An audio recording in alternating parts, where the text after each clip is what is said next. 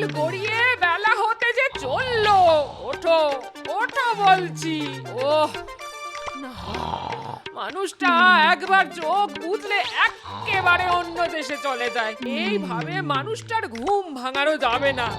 এই এই এই ওঠো ওঠো ওঠো। এই কে কে কে? ওহ, এই তো এতক্ষণে বাবু চোখ খুলেছে।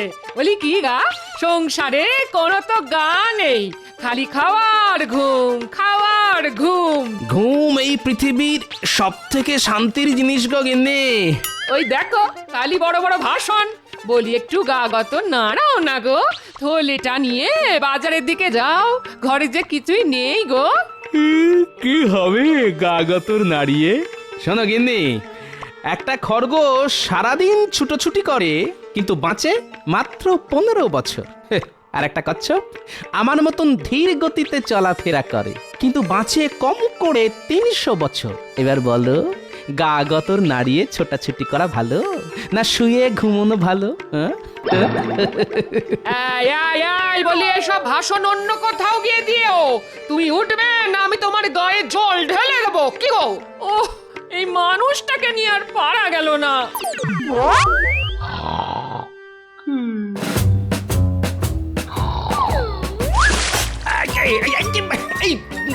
এটা কি হলো? এই তুমি উঠবে নাকি আমি আবার? ওরে বাবা রে!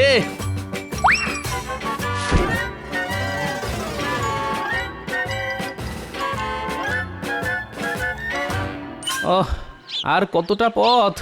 ঘুমে চোখ বুজে আসছে আমার, গায়ে বল পাচ্ছি না। ইচ্ছে করছে এই গাছের গোড়ায় বসে একটু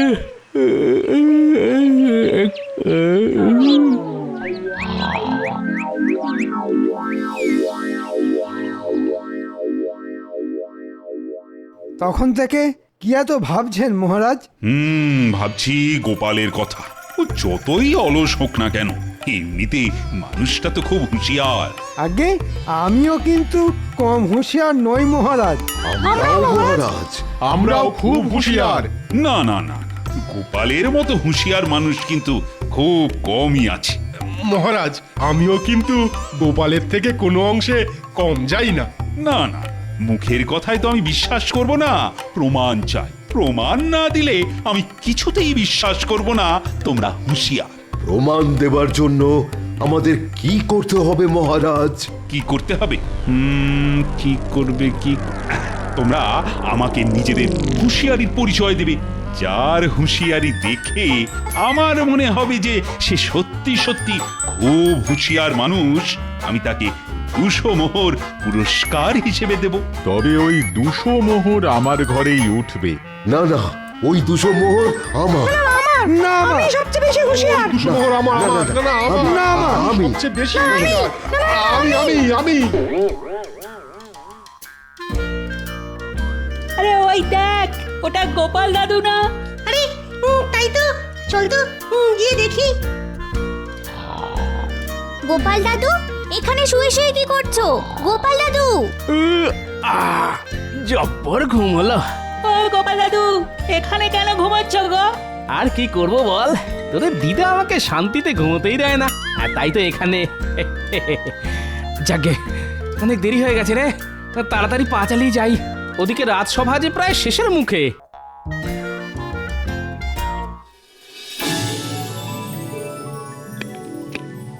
কি ব্যাপার গোপাল, রাজসভায় আসতে এত দেরি হলো কেন তোমার? এই রে, মানে ভাই, সব আমার চোখের দোষ মহারাজ। আমার এই চোখ দুটো বড্ড বেয়ারা, একবার বুঝলে কিছুতেই খুলতে চায় না। থাক থাক থাক, বসো বসো গোপাল। আজ রাজসভায় সবাই নিজেদের হুঁশিয়ারির প্রমাণ দেবে বলেছে, তোমাকেও কিন্তু নিজের হুঁশিয়ারির প্রমাণ দিতে হবে। গোপাল আর কি প্রমাণ দেবে মহারাজ? গোপাল তো সারাদিন খালি নাক ডেকে ঘুমোয় আর খায়। চেনা পুরোহিতের পইতে লাগে না মন্ত্রী মশাই।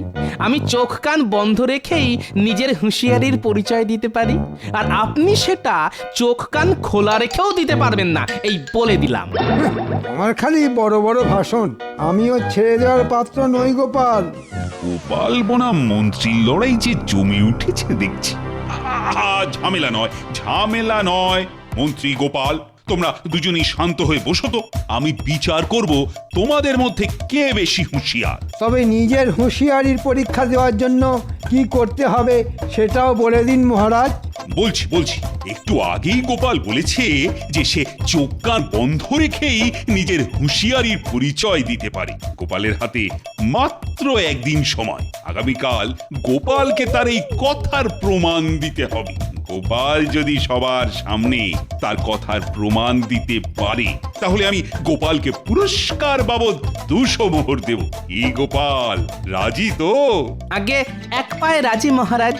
আর যদি গোপাল হেরে যায় তাহলে ওই 200 মোহর পাবে মন্ত্রী, আর আগামী মাস থেকে গোপালের বেতনও হয়ে যাবে অর্ধেক।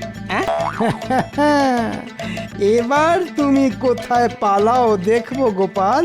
এই রে, তর্কের বসে তো মুখ ফুটে বলে দিলাম যে আমি চোখ কান বন্ধ রেখেই নিজের হুঁশিয়ারির পরিচয় দিতে পারি, কিন্তু এবার সেটা প্রমাণ করব কিভাবে? আর প্রমাণ করতে না পারলে যে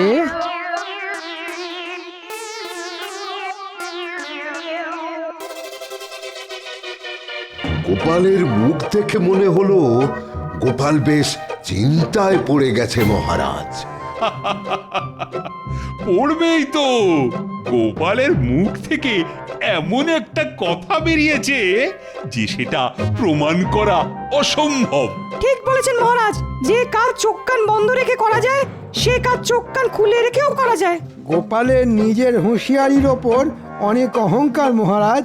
এবার আমি গোপালের অহংকার একেবারে মগ ডালে তুলে দেব।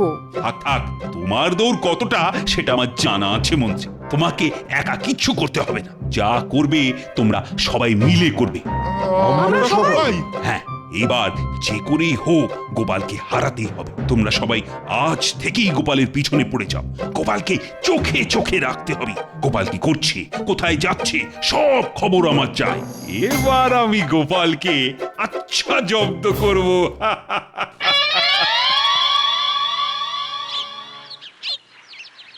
কই গো গিন্নি, গেলে কোথায়? আরে ডেকে ডেকে যে তোমার সাড়াই পাওয়া যায় না গো। বলি এতক্ষণে তোমার আসার সময় হলো? হ্যাঁ, ওরে বাবারে, রণচণ্ডী মা আমার, শান্ত হও। এতক্ষণ কোথায় ছিলে শুনি? সেই কোন সকালে তোমাকে বাজারে যেতে বলেছি, এত বেলা হয়ে গেল। বলি দুপুরে খবরটা কি শুনি? যাচ্ছি। রাগ করো না গিন্নি, আমি এক্ষুনি যাচ্ছি।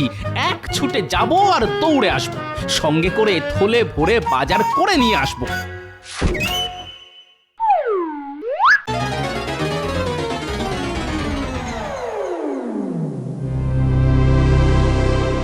কি বুঝলেন জ্যোতিষী মশাই? বুঝলাম, গোপাল আর কাউকে ভয় পাক না পাক, নিজের গিন্নিকে কিন্তু জমের মতো ভয় পায়। হ্যাঁ, কি বলো? ঠিক বলেছেন।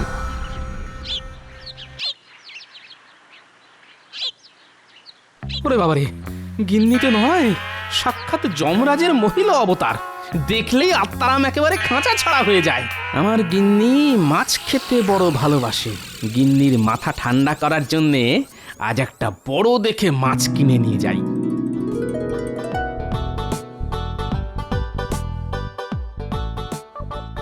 দাও তো ভাই, তোমার দোকানের সবচেয়ে বড় মাছটা তাড়াতাড়ি দাও দেখি।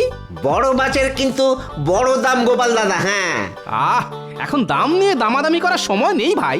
যা দাম হয়েছে লিখে রাখো, পরে এসে দিয়ে যাবো খন।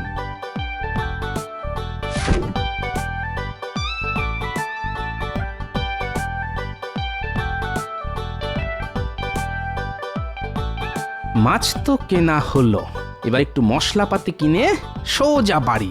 একদম দেরি করা যাবে না। উফ, দোকানদার দোকান ফেলে আবার কোথায় গেল? হাতে যে একদম সময় নেই। ধুর।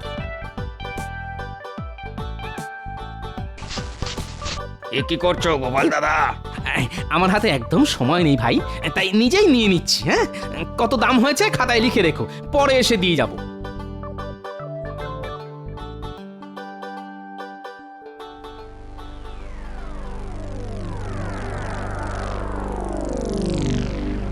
কি ব্যাপার, আমার উপর নজর রাখা হচ্ছে?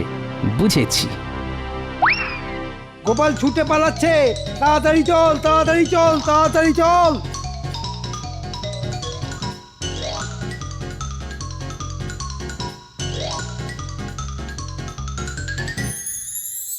গিন্নি, গিন্নি, কি হয়েছে? বলছি তোমার মাথা কি আগের থেকে একটু ঠান্ডা হয়েছে? হয়েছে গো হয়েছে। এবার মাছের ঝোলটাকে বলো কেমন হয়েছে?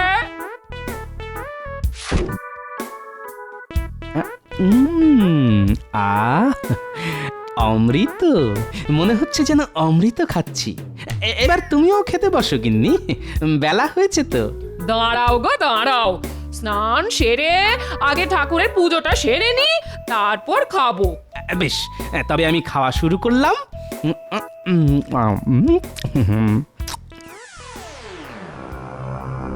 দেখুন দেখুন, গোপাল কেমন কোকড়াসে খেয়ে চলেছে।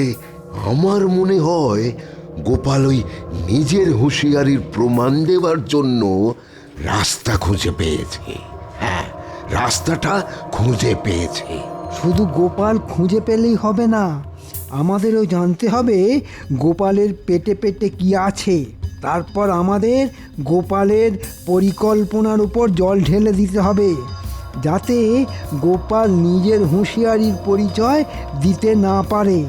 মনে হচ্ছে আমার পিছু নিতে নিতে সবাই এখানেও পৌঁছে গেছে দেখছি। এ নিশ্চয়ই মহারাজের বুদ্ধি আমাকে বিপদে ফেলার জন্যে। দাঁড়া, এবার দেখাচ্ছি মজা। জব্বর খাওয়া হয়েছে, এবার একটু জিরিয়ে নি। আমার আবার খাওয়ার পর ঘুম না হলে মাথা খুলতে চায় না, আর আমার মাথা না খুললে 200 মোহরের সঙ্গে সঙ্গে আমার বেতনও অর্ধেক হয়ে যাবে। সেটা আমি কিছুতেই হতে দেব না।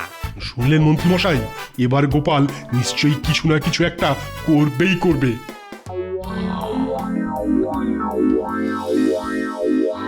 জয় ঠাকুর, জয় ঠাকুর, জয় ঠাকুর, জয় ঠাকুর, জয় ঠাকুর, জয় ঠাকুর, ধুর, কোথায় ভাবলাম একটু শান্তি করে শুয়ে ভাবনা চিন্তা করব, তা নয়। ধুর, ধুর।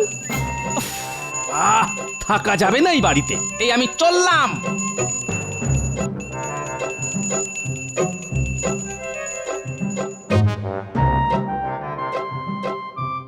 ও গোপাল দাদু, চলো না খেলতে যাই। দাঁড়া দাঁড়া, এখন খেলার সময় নয়, আমাকে এখন একটু ভাবনা চিন্তা করতে হবে। কি নিয়ে ভাবনা চিন্তা করবে গোপাল দাদু? আছে আছে, দাঁড়া, এবার দেখাচ্ছি মজা। শুনেছি দেওয়ালেরও কান থাকে, তাই জোরে জোরে বলা যাবে না। কাছে আয়, আমি তোদের কানে কানে বলছি। যা তো, তোরা এক্ষুনি একবার গঙ্গার ধারে যা। আমি যেমন যেমনটা বললাম তেমনটাই করবি কিন্তু। শুনলেন, গোপাল নিশ্চয়ই কোনো রাস্তা খুঁজে পেয়েছে। চলুন আমরাও গঙ্গার ধারে গিয়ে দেখে আসি।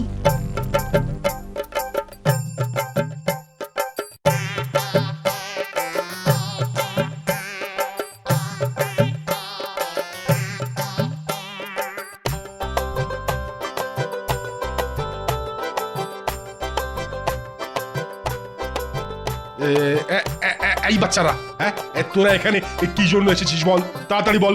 আমাদের তো গোপাল দাদু পাঠিয়েছে গঙ্গার জল দেখার জন্য। গঙ্গার জল? তার মানে গঙ্গার জলের মধ্যে কিছু একটা আছে। ঠিক বলেছেন, গোপালের মাথায় কি আছে আমি বুঝি। চলুন আমরা গঙ্গার জলে নেমে খুঁজি। হ্যাঁ হ্যাঁ হ্যাঁ, চলুন চলুন চলুন। তাই চলুন।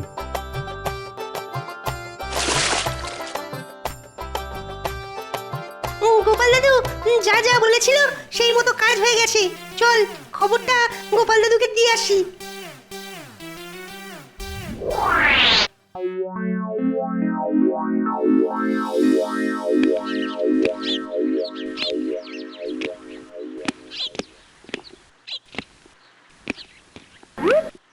না না না, এখন তো কোনো খবরই পেলাম না। এদিকে চিন্তায় চিন্তায় আমার যে ঘুম হয়েছে। প্রহরী, আগে বলুন মহারাজ।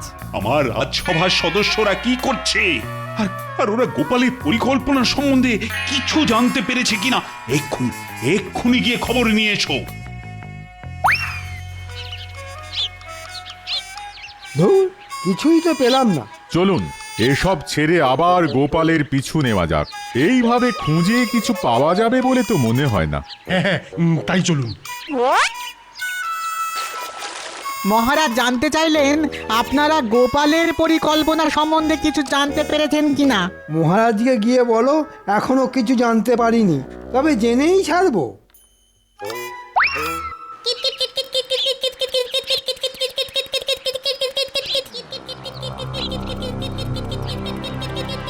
নাও গোপাল দাদু, এবার তোমার পালা। ন্যাপলা, গুলটে, এই গাছের মগ ডালে ওই জিনিসটা আছে তো? আছে গোপাল দাদু। হ্যাঁ, আমি নিজের চোখে দেখেছি। তাহলে আর এখানে দাঁড়ানো ঠিক হবে না। চল অন্য কোথাও গিয়ে খেলা করি। কাল ঠিক সময় এসে ওটা গাছ থেকে পেড়ে নিয়ে যাব।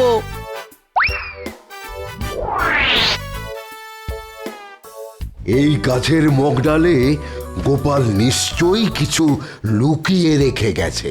চলুন তো গিয়ে দেখে আসি।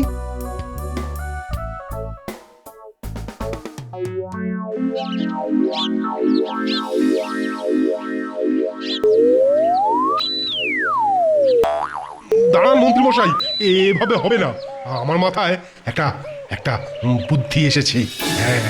হ্যাঁ, এই তো মাছ টোপ গিলেছে। আর একটু উপরে, তাহলে এই মগ ডালে হাত পেয়ে যাব। ওরে বাবারে, ওরে বাবারে, আর আর পারছি না, আর পারছি না। আমার ঘাড়ে সুড়সুড়ি লাগছে। ওরে ওরে বাবারে, দূর, এত নড়লে হয় নাকি? বাপরে ওরে বাবারে, বাবারে, গেলাম রে।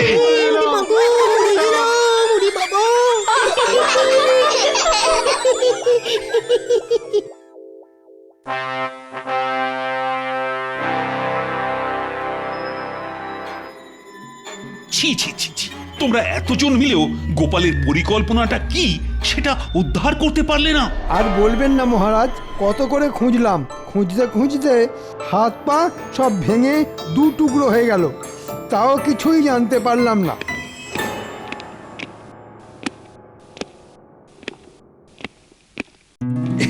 এসো এসো গোপাল, এসো। আমরা তো তোমার জন্যই অপেক্ষা করছিলাম। গোপাল ভাঁড় নিজের কথার প্রমাণ দেওয়ার জন্য তৈরি মহারাজ। তাই নাকি? এবার তাহলে তোমার হুঁশিয়ারির প্রমাণটা আমাদের দাও দেখি। দেব মহারাজ, নিশ্চয়ই দেব। আমি যে কাজগুলো চোখ কান বন্ধ রেখে করে দেখাতে পারি, সেগুলো আমাদের মন্ত্রী মশাই চোখ কান খোলা রেখেও করতে পারবেন না। দেখা যাবে। বলো গোপাল, আমাকে কি করতে হবে? গুলটে, বলো গোপাল দাদু। নে শুরু কর। আমার কানের কাছে এসে জোরে জোরে কাঁসর বাজাতে শুরু কর।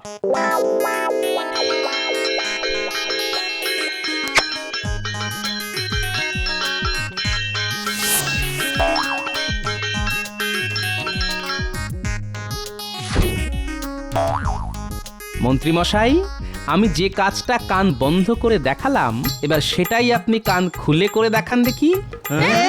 এই রে, কি হলো গুলটে, দাঁড়িয়ে কেন? শুরু কর। ওরে বাবারে, থাম থাম বলছি, কানে তালা ধরে গেল যে। কান তো গেল, এবার চোখের পালা। মুটি, এই নাও গোপাল দাদু।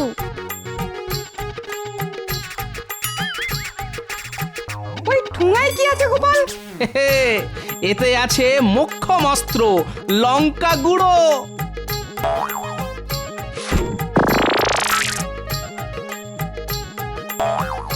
মন্ত্রী মশাই, এবার যে আপনার পালা। আমি যে কাজটা চোখ বন্ধ রেখে করে দেখালাম, সেটাই আপনাকে এবার চোখ খুলে করে দেখাতে হবে যে। ওরে বাবা, পাগল নাকি? আমি হার স্বীকার করছি মহারাজ, গোপালের হুঁশিয়ারির সঙ্গে আমি পেরে উঠবো না। এমনিতেই কানে তালা লেগে গেছে, তার উপর চোখ দুটো চলে গেলে সারা জীবন ভিক্ষে করে খেতে হবে। না না, আমি নেই। ওরে বাবারে, আমি নেই। সাবাস সাবাস গোপাল, সাবাস। এই না হলে গোপাল ভাঁড়, পুরো বুদ্ধির ভান্ডার। ঘাট ঘাট হয়েছে আমার। তোমার হুঁশিয়ারির পরীক্ষা নেওয়ার কোনো মানেই হয় না। আরে সাগরের জল কি আর বালতি দিয়ে মাপা যায়? হ্যাঁ, আগে তাহলে দেখলেন তো মহারাজ, গোপাল ভাঁড়ের সঙ্গে শুধু মন্ত্রী নয়, রাজসভার সবাইও কেমন হেরে গেল। হ্যাঁ নয়, হ্যাঁ, আমি খুব ভালো করে বুঝেছিলাম যে আপনারা আমার পিছু নিয়েছেন, তাই তো সামান্য শিক্ষা দিলাম আপনাদের। আর আমি এটাও জানি যে কার বুদ্ধিতে আপনারা আমার পিছনে জোকের মতন পড়েছিলেন, তাকে খুব সম্মান করি কিনা, তাই তাকে কিছু বললাম না, এইবারের মতন ছেড়ে দিলাম। মানে না, মানে ছাড়ো তো সব কথা। তুমি হলে আমার রাজসভার সব থেকে হুঁশিয়ার মানুষ। এই না, এই নাও গোপাল তোমার পুরস্কার, 200 মোহর। ধন্যবাদ মহারাজ, তবে একটা কথা বলি, চোখ কান খোলা রেখেছিলাম বলেই এই হুঁশিয়ারির পরীক্ষায় আমি জিতে গেছি। চল, এই 200 মোহর নিয়ে আমরা বাজারে গিয়ে পেট ভরে অনেক অনেক খাবার কিনে খাবো। হ্যাঁ হ্যাঁ, চলো গোপাল দাদু।